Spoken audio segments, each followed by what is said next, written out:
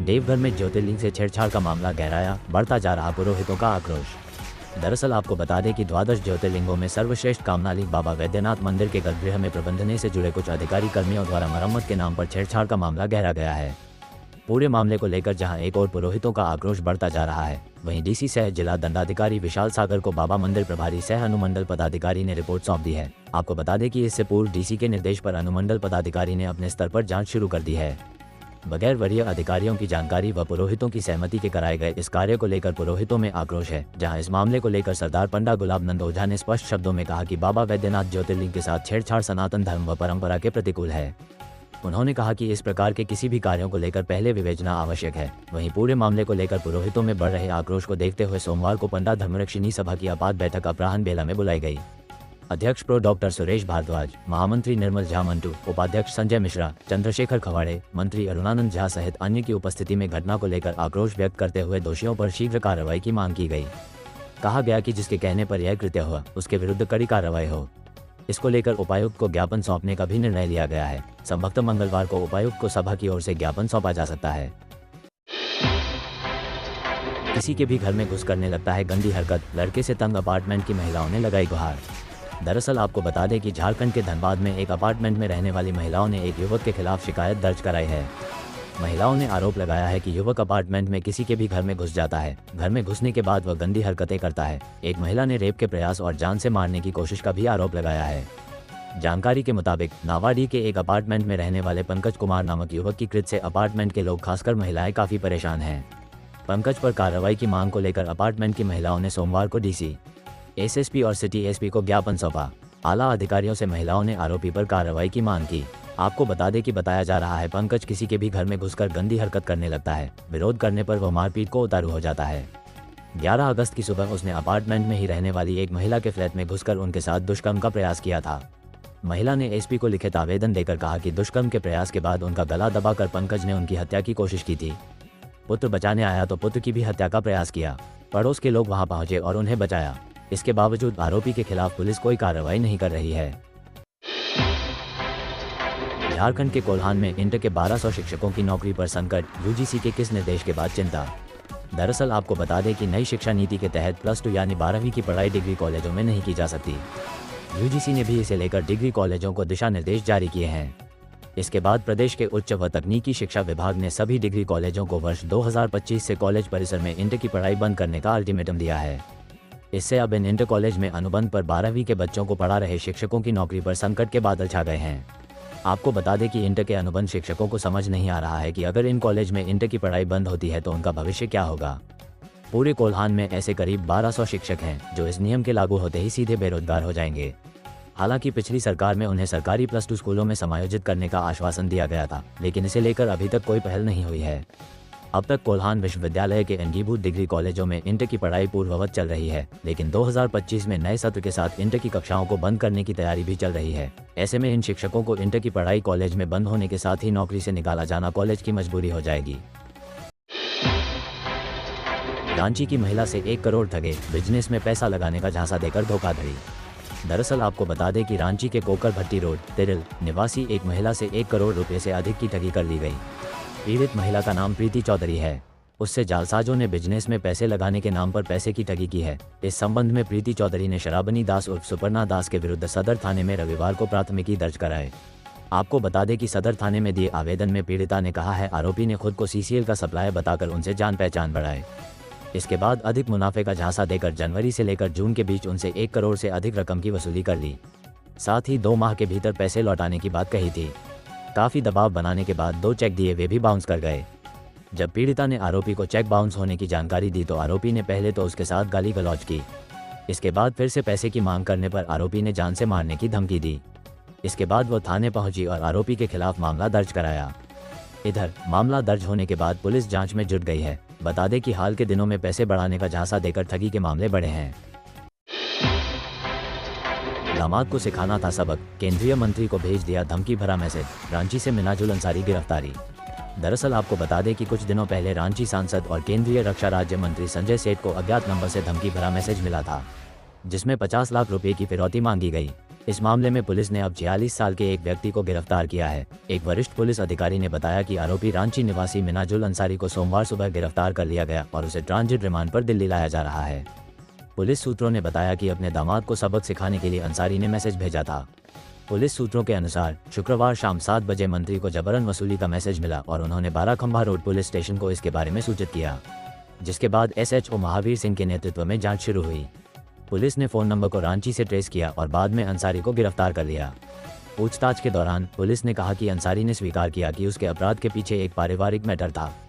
आपको बता दें कि इंडियन एक्सप्रेस की रिपोर्ट के अनुसार आरोपी ने दावा किया कि उसके दामाद ने उसकी बेटी पर प्रेम संबंध होने का आरोप लगाया और इसे लेकर अंसारी को सुनाया था, जिसके बाद उसने अपराध को अंजाम दिया।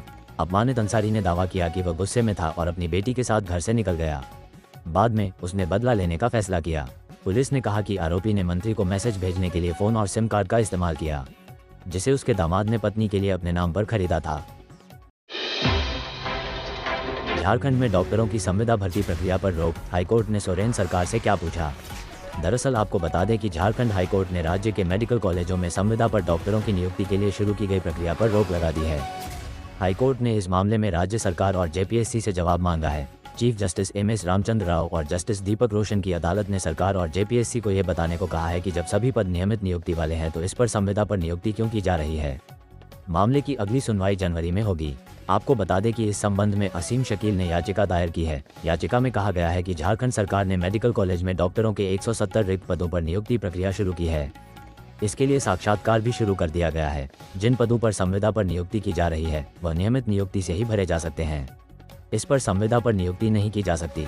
प्रार्थी ने अदालत से संविदा पर शुरू की गई नियुक्ति प्रक्रिया पर तत्काल रोक लगाने और सरकार को नियमित नियुक्ति करने का निर्देश देने का आग्रह किया है।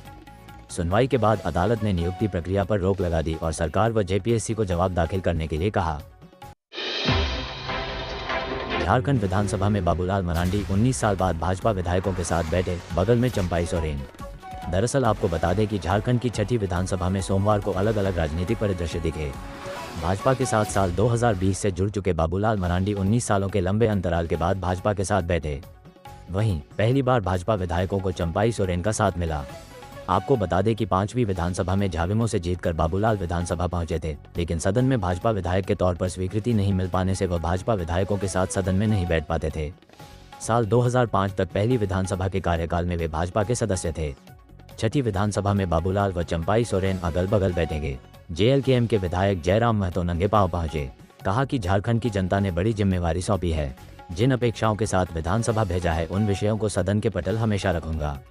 खाली पैर इसलिए आया कि सदन मंदिर से कम नहीं है। मैं आज जैसे आया हूं हमेशा उसी तरह रहूंगा। युवाओं के मुद्दों पर प्रखर रहूंगा। अगर सरकारी कर्मी सही से काम करेंगे तो बातचीत में कड़वाहट लाने की जरूरत नहीं पड़ेगी। जहां आक्रामकता की जरूरत होगी वहां उसी से चलेंगे। झारखंड में रविंद्रनाथ महतो निर्विरोध बनेंगे विधानसभा अध्यक्ष, सर्वदलीय प्रस्ताव। दरअसल आपको बता दें कि झारखंड की 6ठी विधानसभा के लिए रविंद्रनाथ महतो का मंगलवार को निर्विरोध स्पीकर बनना तय है। उन्हें विधानसभा अध्यक्ष बनाने के लिए सत्ता पक्ष और विपक्ष समेत अन्य दलों ने भी प्रस्ताव दिया है। विधानसभा से बाहर CM हेमंत सोरेन ने भी कहा कि रविंद्रनाथ महतो को सर्वसम्मति से स्पीकर बनाने का प्रस्ताव दिया गया है, जिस पर सहमति बन चुकी है। सत्र के पहले दिन विधानसभा कार्य संचालन के नियम 8(1) के तहत सत्ता व विपक्ष के विधायकों ने 7 सेट में रविंद्रनाथ महतो को स्पीकर बनाने का प्रस्ताव दिया। पहला प्रस्ताव CM हेमंत सोरेन ने दिया, जिसका समर्थन झामुमो के मथुरा महतो ने किया। वहीं भाजपा विधायक बाबूलाल मरांडी के प्रस्ताव का CP सिंह ने समर्थन किया। इसके अलावा राधाकृष्ण किशोर, सुरेश पासवान, अरूप चटर्जी, सरयू राय और जयराम महतो ने भी प्रस्ताव सौंपा। बता दें कि रविंद्रनाथ महतो के पिता का शनिवार को निधन हुआ था। शनिवार को ही अंत्येष्टि भी हुई थी। वे लोकतंत्र की प्रक्रिया में उसी परिधान में शामिल हुए। आपको बता दें कि झारखंड विधानसभा के गठन के बाद ऐसा पहली बार है जब लगातार दूसरी बार कोई विधायक स्पीकर बनेंगे। रविंद्रनाथ महतो 5वीं विधानसभा में भी अध्यक्ष थे। 6ठी विधानसभा के लिए होने वाले चुनाव में नाला से जीतने के बाद विधानसभा पहुंचे रविंद्रनाथ महतो के लिए यह दूसरा अवसर होगा। 12 विभाग से 4000 करोड़ रु सरेंडर करा सरकार ने मैया योजना के लिए जुटाए पैसे। दरअसल आपको बता दें कि चुनावी वादों को पूरा करने में हेमंत सरकार जुट गई है। मनिया सम्मान, बिजली बिल माफी सहित अन्य योजनाओं का लाभ देने के लिए सरकार बुधवार को विधानसभा में करीब 13,000 करोड़ का द्वितीय अनुपूरक बजट पेश करेगी। समाज कल्याण व ऊर्जा मंत्रालय की कई योजनाओं की राशि सरेंडर कर पैसे का जुगाड़ किया गया है। चालू वित्त वर्ष में लोस व विस चुनाव के कारण 4 माह तक आचार संहिता लगी थी। इससे कई योजनाओं के पैसे खर्च नहीं हुए। अब इनका उपयोग नई योजनाओं में किया जाएगा। बजट में मनीहा सम्मान योजना के लिए कोई प्रावधान नहीं था। समाज कल्याण विभाग ने दूसरे मद का पैसा सरेंडर कर 1000 करोड़ जुटा लिए हैं। मार्च तक इस मद में 5000 करोड़ की जरूरत है। 31 मार्च 2025 तक मैया योजना के लिए 7300 करोड़, बिजली बिल माफी के लिए 1800 करोड़, बिरसा फसल बीमा योजना के लिए 250 करोड़ और बिजली टैरिफ सब्सिडी के लिए 767 करोड़ चाहिए। खजाने में फिलहाल 5000 करोड़ हैं। सरकार ने पेयजल, ग्रामीण विकास और खाद्य आपूर्ति समेत करीब 1 दर्जन विभागों से 4000 करोड़ सरेंडर कराए हैं। पेयजल से 1400 करोड़, ग्रामीण विकास से 900 करोड़ और खाद्य आपूर्ति से 600 करोड़ सरेंडर कराए गए हैं। योजना, कृषि, IT, शिक्षा, स्वास्थ्य, उद्योग और जल संसाधन ने भी पैसे सरेंडर किए हैं। आपको बता दें कि इसके अलावा माइनिंग से 1000 करोड़ और 2 व से अधिक समय से पड़े 2000 करोड़ की वापसी से अनुपूरक बजट का खाका तैयार हुआ है। पिता को मुखाग्नि देकर लोकतंत्र का धर्म निभाने विधानसभा पहुंचे रविंद्र महतो, सोशल मीडिया पर JMM विधायक की चर्चा। दरअसल आपको बता दें कि झारखंड विधानसभा चुनाव 2024 का रिजल्ट आने के बाद निर्वाचित सभी विधायकों ने अपने पद एवं गोपनीयता की शपथ ले ली। जामताड़ा जिले के 2 विधानसभा क्रमशः जामताड़ा से कांग्रेसी विधायक इरफान अंसारी और नाला से झामुमो विधायक रविंद्रनाथ महतो ने पद एवं गोपनीयता की शपथ ली। उन्हें प्रोटेम स्पीकर स्टीफन मरांडी ने पद एवं गोपनीयता की शपथ दिलाई। परंतु नाला विधायक और जामताड़ा विधायक के शपथ ग्रहण समारोह में शामिल होने और शपथ लेने तक में कई ऐसे बातें देखने को मिली जो इतिहास में पहली बार हुआ है। यही नहीं, नाला के विधायक जिस हालत में विधानसभा में आए, देश के इतिहास में शायद पहली बार ऐसा हुआ होगा कि कोई विधायक उस वेशभूषा में विधानसभा में आए होंगे। देश के इतिहास में ऐसा पहली बार हुआ है जब कोई विधायक कफन का कपड़ा पहनकर विधानसभा में आए थे। दरअसल विधायकों के शपथ ग्रहण समारोह के एक दिन पूर्व नाला विधायक सह पूर्व विधानसभा अध्यक्ष रविंद्रनाथ महतो के पिता गोलक बिहारी महतो का निधन हो गया था और घर का बड़ा बेटा रहने के कारण रविंद्रनाथ महतो ने ही अपने पिता को मुखाग्नि दी। आपको बता दें कि हिंदू धर्म में ऐसा माना जाता है कि जो व्यक्ति मुखाग्नि देते हैं वह पूरे श्राद्धक्रम तक मुखाग्नि उपरांत स्नान के बाद कफन में उपयोग होने वाला कपड़े को ही पहनते हैं। इसी पुत्र धर्म का पालन करते हुए रविंद्रनाथ महतो ने उस कपड़े को पहना। हालांकि ठंड का मौसम रहने के कारण उसके ऊपर वह सफेद चादर अवश्य रखे हुए थे। रविंद्रनाथ महतो ने अपने सोशल मीडिया अकाउंट पर विधानसभा के अंदर की एक तस्वीर भी पोस्ट किया है जिसमें वह वस्त्र स्पष्ट दिख रहा है। यही नहीं, इस फोटो को देखकर लोगों के बीच ये चर्चा भी कर रहे हैं कि एक विधायक ने शपथ ग्रहण के दौरान अपने पुत्रधम की जिम्मेवारी निभाने के साथ साथ दुख की घड़ी में भी विधानसभा सत्र में शामिल होकर अपने दायित्ववान जनप्रतिनिधि की जिम्मेदारी को निभाया है। झारखंड विधानसभा पहले सत्र में नहीं मिलेगा नेता प्रतिपक्ष, बाबूलाल मरांडी बताइए वजह। दरअसल आपको बता दें कि झारखंड विधानसभा के पहले सत्र में विपक्ष का नेता अभी तय नहीं है। बीजेपी के प्रदेश अध्यक्ष बाबूलाल मरांडी ने बताया कि पार्टी जल्द ही विधायक दल का नेता चुनेगी। यह नेता ही विधानसभा में नेता प्रतिपक्ष होगा। 9 से 12 दिसंबर तक चलने वाले इस सत्र में बीजेपी सबसे बड़ी विपक्षी पार्टी है। बीजेपी के प्रदेश अध्यक्ष बाबूलाल मरांडी ने पुष्टि की है कि विधानसभा का पहला सत्र बिना नेता प्रतिपक्ष के ही शुरू होगा। उन्होंने कहा कि बीजेपी विधायक दल की बैठक के बाद ही नेता का नाम तय होगा। हालांकि मरांडी ने आश्वासन दिया कि बीजेपी पूरी ताकत से सदन में अपनी बात रखेगी। बाबूलाल मरांडी ने कहा कि पार्टी बहुत जल्द विधायक दल का नेता चुन लेगी। विधानसभा के पहले सत्र में विधायक दल के नेता का नाम अब तक तय नहीं हो पाया है। आपको बता दें कि हेमंत सोरेन के दोबारा मुख्यमंत्री बनने के बाद विधानसभा का पहला सत्र 9 दिसंबर से शुरू हो गया है। ये सत्र 12 दिसंबर तक चलेगा। पहले दिन विधायकों को शपथ दिलाई गई। प्रोटेम स्पीकर स्टीफन मरांडी ने इस कार्यवाही की अध्यक्षता की। आज भी 10 दिसंबर बाकी विधायकों को शपथ दिलाई जाएगी। इसके बाद विधानसभा अध्यक्ष का चुनाव होगा। बीजेपी फिलहाल नेता प्रतिपक्ष के नाम पर विचार कर रही है और जल्द ही इस बारे में फैसला लेगी। पैर में चप्पल नहीं, विधानसभा में एंट्री से पहले टेका मत्था, झारखंड के युवा MLA ने ताज़ा की PM मोदी वाली याद। दरअसल आपको बता दें कि झारखंड के सबसे गरीब और युवा विधायक जयराम महतो बिना चप्पल जूता पहने खाली पैर ही विधानसभा पहुंचे। डुमरी विधानसभा सीट से झारखंड लोकतांत्रिक क्रांतिकारी मोर्चा JLKM विधायक जयराम महतो ने विधानसभा में प्रवेश के पहले प्रधानमंत्री नरेंद्र मोदी के अंदाज में मत्था टेकर सदन के प्रवेश द्वार को प्रणाम किया। मत्था टेकने के बाद ही जयराम महतो विधानसभा के अंदर घुसे। विधानसभा में प्रवेश करने के वक्त भी उनके पैरों में चप्पल नहीं था। झारखंड के सबसे गरीब विधायक रहे जयराम महतो ने संसदीय राजनीति का सफर शुरू करने के पहले जिस तरह से प्रधानमंत्री नरेंद्र मोदी अंदाज में सदन में प्रवेश किया, उसके बाद उनके समर्थकों को उम्मीद है कि वो अपने वादे के मुताबिक युवाओं की आवाज, रोजगार, स्थानीय नीति और झारखंड के हित के मुद्दे को भी जोर शोर से उठाएंगे। आपको बता दें कि लोकसभा और विधानसभा चुनाव प्रचार के दौरान गाड़ी के बोनट पर खड़े होकर भाषण देने वाले जयराम महतो आम युवाओं की तरह जीन्स और टी-शर्ट पहनते हैं। आक्रामक भाषण शैली के कारण युवाओं में खासे लोकप्रिय जयराम महतो विधायक के रूप में शपथ लेने के लिए सोमवार को विधानसभा भी उसी अंदाज में पहुंचे। हेमंत सोरेन के मंत्री नए आवास में कब जाएंगे, बड़े सवाल का मिल गया जवाब। दरअसल आपको बता दें कि खरमास बीतने के बाद जनवरी माह में ही झारखंड के मंत्रियों, झारखंड कैबिनेट मिनिस्टर को उनके लिए बने नए आवास आवंटित कर दिए जाएंगे। मुख्यमंत्री हेमंत सोरेन, सीएम हेमंत सोरेन ने इन आवासों को अंतिम रूप देने से संबंधित कई निर्देश अधिकारियों को दिए। दरअसल सीएम सोमवार को स्मार्ट सिटी परिसर, स्मार्ट सिटी कॉम्प्लेक्स में राज्य सरकार के मंत्रियों के लिए बने नवनिर्मित आवासों का निरीक्षण करने पहुंचे थे।